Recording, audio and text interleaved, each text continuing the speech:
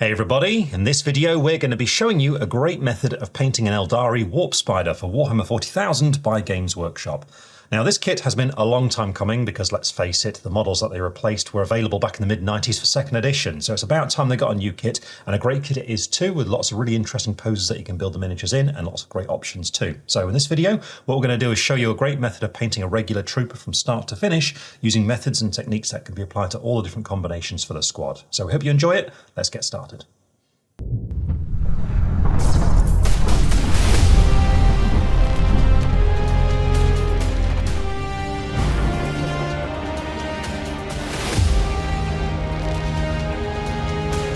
To paint your warp spiders, once you finish building them, I recommend starting out with a red undercoat if you have access to one. So here what I've used is Mephiston red spray from Citadel, but really you can start with a different colour if you want to, for example a grey. The reason why I favour a red for these miniatures is because we want a nice vibrant red for the main colour, and having a red undercoat is going to help establishing that. But of course the choice is yours. But what you should do is start by picking out a good strong vibrant red, and so the one I'm going to use here is Demon Red, and to apply it just get hold of a rough base coating brush. So the one I'm going to use is a medium base coat brush from Citadel. And as usual with this, just need to make sure the paint's thinned down with a touch of water, and then it's time to start applying this onto all the parts of the model that are going to be red. So this is going to form the main body of it. So for example, around the shoulder just here, I just want to start working this paint into the nooks and crannies, making sure to get that nice even coat. And don't forget as well, on the back of the warp jump generator, this little disc right here needs to be red as well. So be sure to base coat this at this stage too.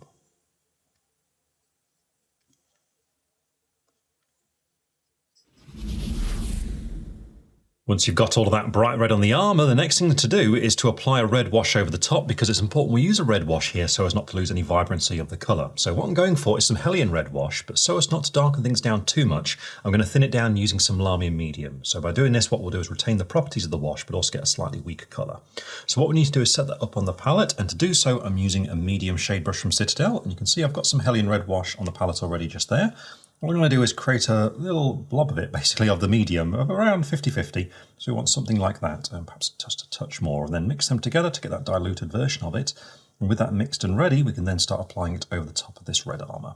So all we need to do is make sure we paint it over so it settles into the recessed detail. So for example, on the shoulder just here, just really poke it in, work it into all the nooks and crannies to get that shading. And once you've painted it all over, give it plenty of time to dry. I recommend about 45 minutes before you move on to the next step.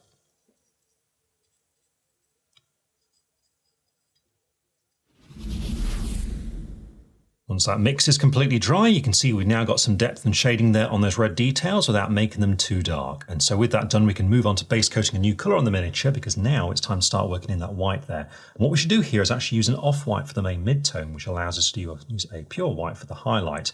And here we're going to face the big challenging part about painting these miniatures, which is that we need to now paint a white over the top of the red. So you need to be careful to make sure it doesn't turn pink. The first thing to do is to make sure that you've got some clean water, because so far you'll have used quite a bit of red paint and that will influence things. Can make your white paint turn pink. And also what you should do is make sure you pick a good off-white that's going to cover well. Now Ivory Tusk will do this, but if you don't have access to that, then Corax White is a good alternative. Whichever you choose, what you need to do is make sure you prepare the paint correctly on your palette by thinning it down with that water, and here we're looking to make it really smooth. So just add little bits in at a time, just gently at the side just here, mixing it together to get this nice even consistency here. And the brush I'm using for this is a size 1 from Ard's Opus. This is about the same sort of size as a medium layer brush from Citadel, basically an average size brush. What you want is just one that holds a good point though. And once you've got that paint thinned and ready, remove excess paint off your brush so that you're not overloaded it, and then we can start blocking in these details. Now, there's three main parts to do here. The first is the main part of the helmet, which includes the faceplate, so just around here. There's also some mandibles on it, just down the side. You can see one right here. And also keep an eye out for any fabric, so you tend to have some tied around one of the arms, such as this one right here. Now the first pass of this colour will be translucent, so you are going to see some of that red showing through, so it will have a slight pinkish hue. The trick is just to let it dry and apply a second thin coat over the top to make sure that you push it to that nice even off-white before you move on to the next stage.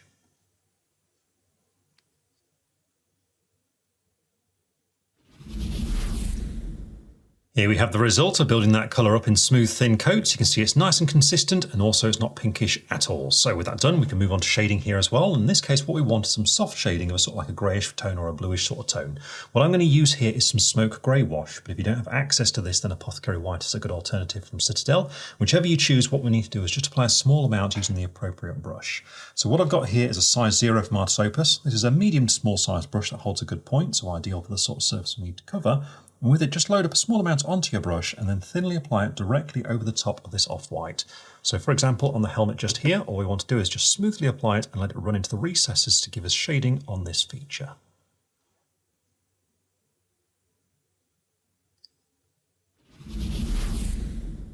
With that wash dry too, you can see now we've got that nice soft shading there on those white details. And so with that done, we can move on to base coating the third of the principal colours that appears on Warp Spiders, which is the black. And here we're going to go for an off black to allow us a bit of room when it comes to shading with a pitch black. So what we'll do is base coat using some Death Reaper, and then for the shading we want a black wash. So here I'm using Oblivion black wash. But we'll start out with some Death Reaper, and to apply this one I'm going to be using my size 0 brush right from the start, because now we need a degree of accuracy on that warp jump generator on his back. As usual, make sure you thin the paint down and be careful not to overload your brush, because this is where it's a little bit tricky, because we need to paint the underside of it, and so we're going to go very close to his body as we do this. And when you're doing this, just remember, change the angle so that you're comfortable and just run the brush in that detail on the underside just there. But there is the back of the shell to do as well. So for example, we're looking at painting around this area just here, being careful not to get onto that red circle in the center. And also there's going to be his death spinner, so we want to make sure we paint all of the gun at this stage around here, and keep an eye out for any small cables on the miniature too, such as these ones on the mask.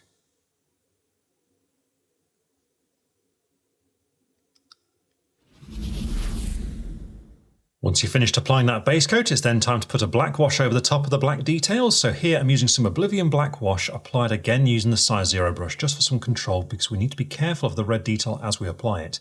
In addition, this brush is fantastic for very small details, which is going to be the case on the helmet, because we should also just run a little bit of black wash into the eye lenses too. So in this case, you might want to switch to a smaller brush, but just add a very small amount into that area there, like that.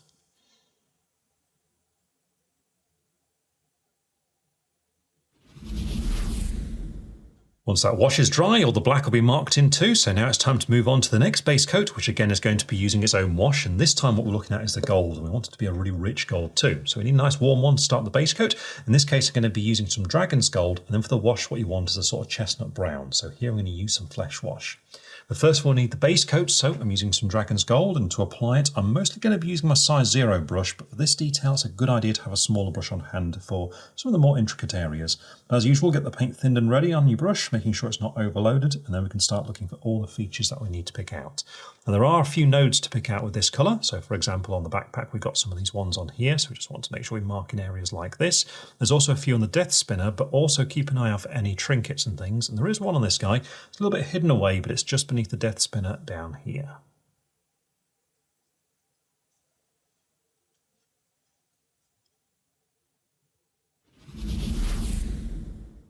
And once you've finished with that base coat, you're then ready to move on to a chestnut coloured wash. So here I'm using some Flesh Wash, and we just need to neatly apply this over the top of all the gold details.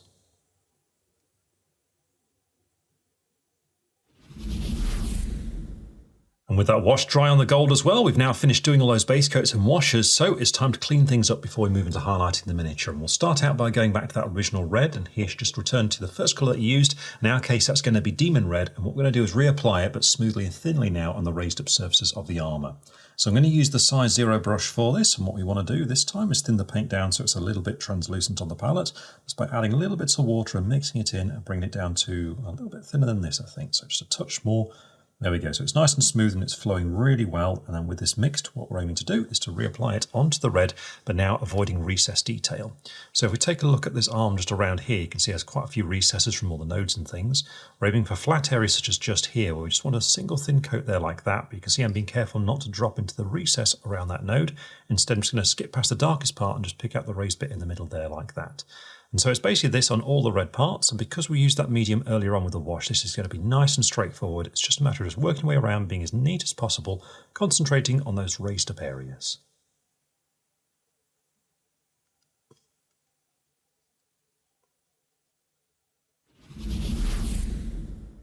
With that stage done, you can see the red is nice and clean once more, so now we can do the same thing on the white detail first of all, and here again you should go back to that original colour that you used for this part, which in our case is going to be some Ivory Tusk. Then we can do the same thing on the gold, so here I'm going to be going back to Dragon's Gold. But we'll start out with that off-white, so I'm using Ivory Tusk, and to apply it I'm going to be sticking to the same brush, so I'm using a size 0 again, and with this we now need to do the same thing as what we just did on the red, again concentrating on reapplying this paint thinly onto the flat parts of these details whilst avoiding deeper recesses. So thin the paint down until you get it to that nice smooth consistency, and then we can start looking for those features. And so on the helmet, for example, we've got the face mask and the eyes and also these nodes that are on here just to make sure we avoid. So just want to smoothly apply it onto these flat regions such as the top of the helmet right here. But you can see as I get close to this node, it's going to be careful not to go into the corners. And same is true when we get down to this node that's red just there.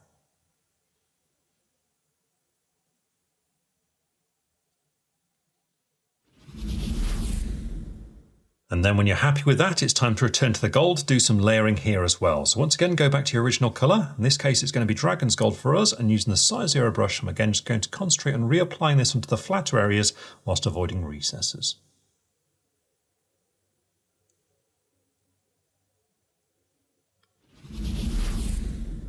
And once that's done, the layering is completed, and this brings us to a great opportunity to start putting some highlights on the miniature. Now when it comes to highlighting it, this is entirely optional, you certainly don't need to do it. If you don't want to, in fact, just skip ahead in this video to where we paint things like the gems, the eyes, and of course the effect that's on the end of the web spinner. But if you do want the model to pop on the battlefield, then we'll show you how to highlight all the colours now. And we'll start out with the main one, which is that red.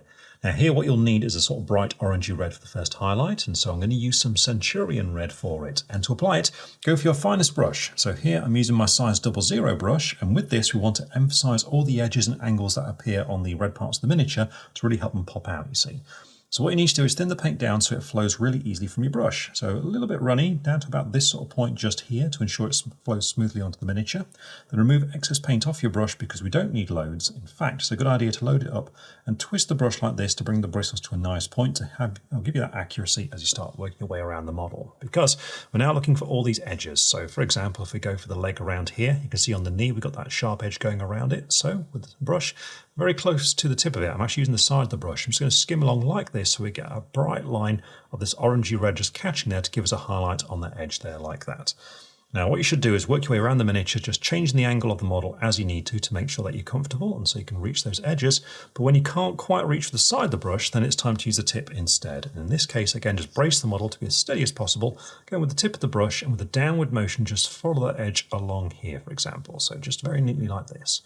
Now this stage will be the longest of painting the entire miniature, but it's one to really take your time on and be as neat as possible, because the neater you are here, the better the model's going to look in the end.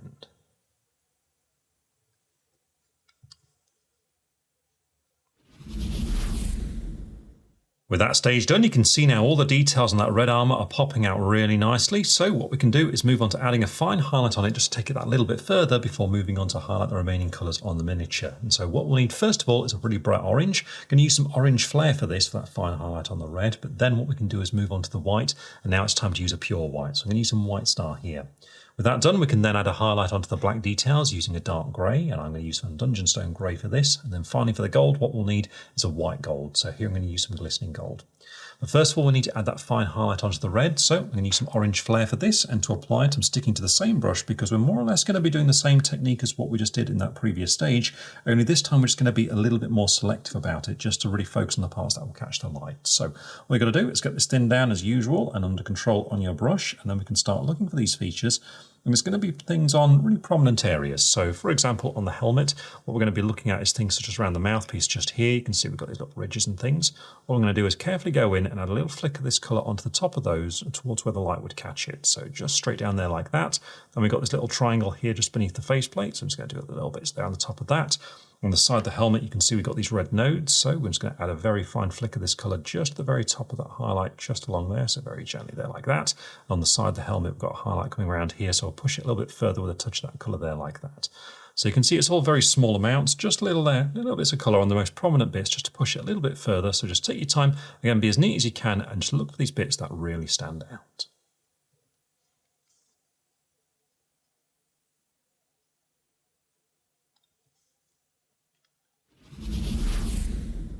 And once that's done, the red armour is now complete, so we can turn our attention onto the white parts of the armour. And here what we need is a pure white, so I'm using some white star, again applied using the size 00 brush, because the application here is the same sort of thing, where we're looking for all the edges and angles and want to follow along each one. So for example, here on the brow of the helmet, you can see I'm just changing the angle to make sure I'm comfortable as I follow those edges. But also don't forget to get any white bits of fabric too, such as this part we've got around the sleeve. And here again, we're looking for edges, so around the side just here, for example, and also the knot that we've got just here.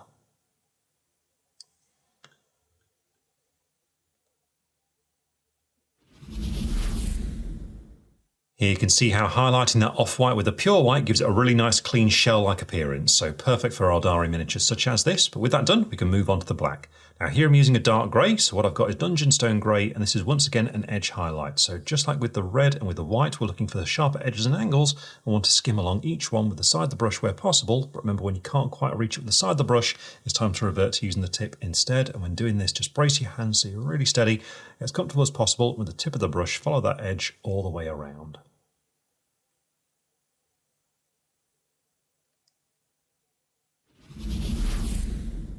And then finally we can highlight the gold details with the white gold. So here I'm using some glistening gold, again applied with the size 00 brush. And for these nodes, all you need to do is apply a crescent of this colour along where the light will catch, so just along the top of each one.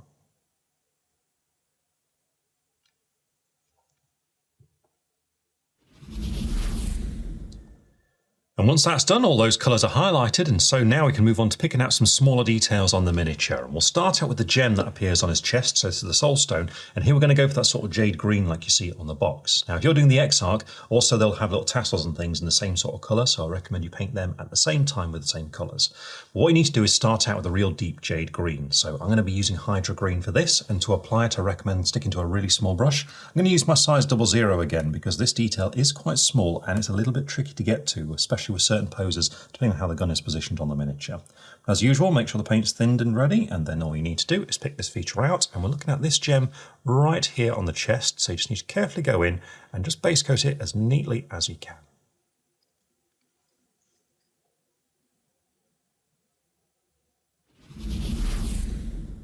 With the base coat done, the next thing we should do is just do a little bit of shading on these gems, and what we'll need now is a black wash. So here I'm going to use Oblivion Black Wash, but to apply it this time we want to go for that really small brush again for the wash. So I'm actually using the size 00 here because you don't need very much, you just need to keep it focused just on the glass of the gem so that it settles in the outer corner where it meets that gold surrounding to give a clear distinction between the two.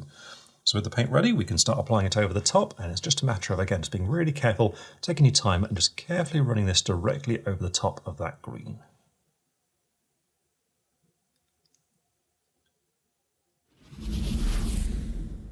Once the wash is dry, we can then do some highlights on the gem to create that nice glassy sort of illusion to it. And for this, what we're going to move up to now is jade green, so a sort of nice mid-tone. Then we can go even lighter than this with another sort of jade greeny kind of colour with some ghoul green. And then finally what you'll need is a pure white, so just a tiny bit of white style to finish off the effect.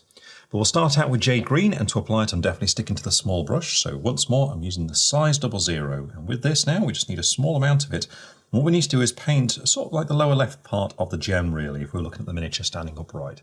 We want to go about halfway across it too, so a little bit tricky to get down to this one once again, but what we're aiming for is to apply the colour onto the side just there and then down underneath and bring it up about halfway there like that.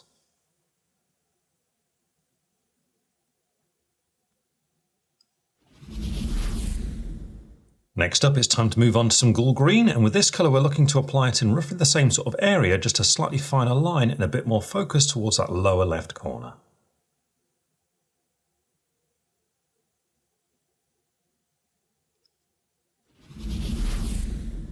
And finally, to complete the effect, we just need a pure white. So here I've got some white star, and with this all we need to do is apply a little dot in the opposite corner to where we've been applying those greens.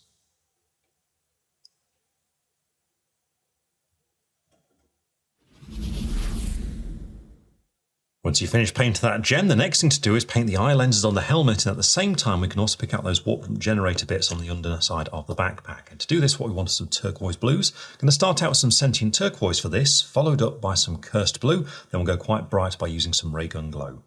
We need to start out the darkest of them, so I'm using some sentient turquoise here, and to apply it, stick to your small brush. With this, we just need to apply the base coat onto these features. Now this obviously does include the eyes, so definitely make sure you thin that paint down and remove the excess off your brush so that there's only a small amount there and that you have that good point on your brush, because what we need to do is brace as steady as possible, carefully go in with the tip of the brush and just pick out the main part of the lens, leaving that bit of black still showing in the recess around the outside. So looking at just around there, for example. Now I want to talk about the jump generators on the backpack. These are a bit tricky to see because they're kind of hidden underneath it, but if I turn the model around, you can see just around his shoulder, there's one just about there. So we want to pick these out at this stage as well.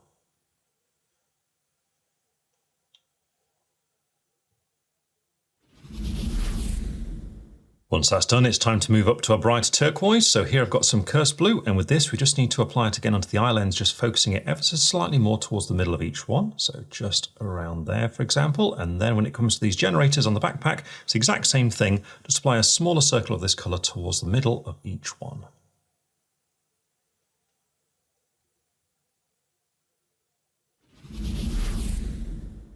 And finally, it's time to move up to a very bright turquoise. So here I've got some ray gun glow, and this time you need to take extra care painting the eye lenses. So I'm just going to turn the model around just for a bit of easier access here. With this, we just want a very fine line in the middle of each eye. So right in there for the brightest part in the middle of that lens. And then we need to do the same thing when it comes to these orbs on the backpack. Again, we're just looking for the middle of them now, such as this one around here. I just want to apply some of this bright blue right into the center.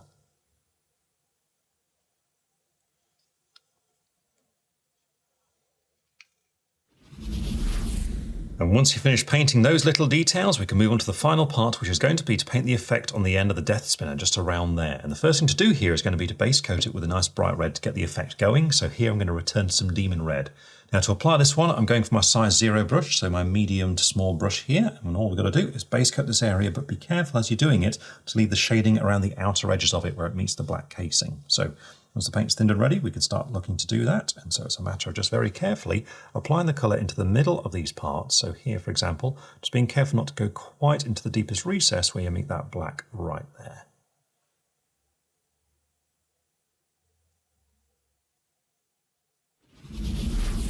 Now that we've established that bright red, the plan is to start to add brighter colours towards the base of the guns, towards the back of it on that side, leaving it darker towards the actual muzzle of it. And the first stage for doing this is going to be to use some Centurion Red, and the plan now is to glaze this on and gradually build it up. So what we need to do is prepare that on the palette, and to do so, I'm using my size 00 brush. And what you need to do is just thin that paint down quite a lot to make it quite inky. So you can see I'm adding a fair bit of water to it at the side here, really mixing in a small amount of that paint to create that very thin, runny version of it just there. And the thing to do is just to make sure you don't put on loads at once, because if you put on too much, then surface tension of the water will start to pull the paint out of shape as to where we put it. So what I do is use the tissue to remove the excess paint, draw up just a small amount fresh, and then what we're going to do is one segment at a time. So if we take a look at this one just here, I'm going to start by applying the paint to it and just going back and forth, just thinly putting it onto that area just there, bringing it all the way down to about that point there. Now with the first pass, it won't really look like much is happening, but it'll dry pretty quickly. Whilst it's drying, in fact, you can move on to another one and do the same thing. So I'll just do down here, again, going back and forth, not going quite all the way to the darkest part just there. But then once that's dry, we can go on for a second coat, and this time we're not going to go quite as far. So again, just thinly apply it, going back and forth, pulling it down to around about this time. And the idea is to keep on doing this until you've got Centurion Red as a nice strong colour in the lower, well, about half just around there, like that.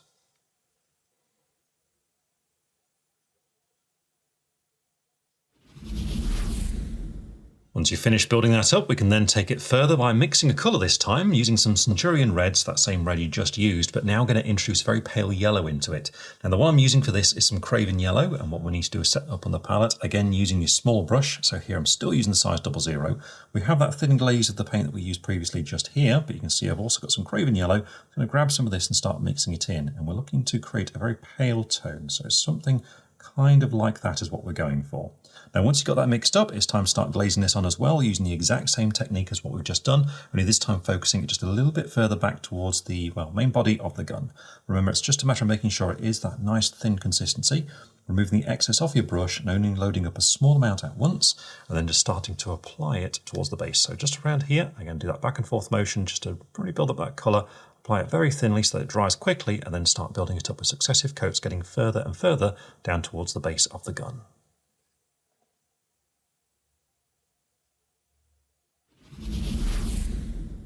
Here we have the result of building up that colour, and in the end I did about 5 or 6 passes on there to get that gradient built up, and with that done, what we can do is finish off the effect by adding that lightning in over the top. And for this I'm going to go for the pale yellow, so just Craven Yellow on its own this time, and to apply it definitely go for your smallest brush with the finest tip to it. So I'm using the size 00 again, and with this we just need to paint on the effect, and basically what it is a series of short irregular lines on there. And the trick to doing it is to make sure the paint's thin so that it's a little bit runny, but then again be careful to overload your brush so that it doesn't go out of control. So I'm just going to remove the excess off there, draw up a small amount, and this way I've got that fine point. And with this we just need to start painting those lines, and what I like to do is angle it kind of like this and start painting this downward motion to allow a bit of accuracy. And it's just a matter of just basically just working them in here like this, just gradually working my way along, not thinking too much about it, to get that nice random effect there on the gun. Now with this done, you're then ready to apply the transfers onto your warp spiders, and then it's time to base your miniatures. As ever, it's entirely up to you what basing scheme you go for, but in this case, I'm going to go for a grasslands base.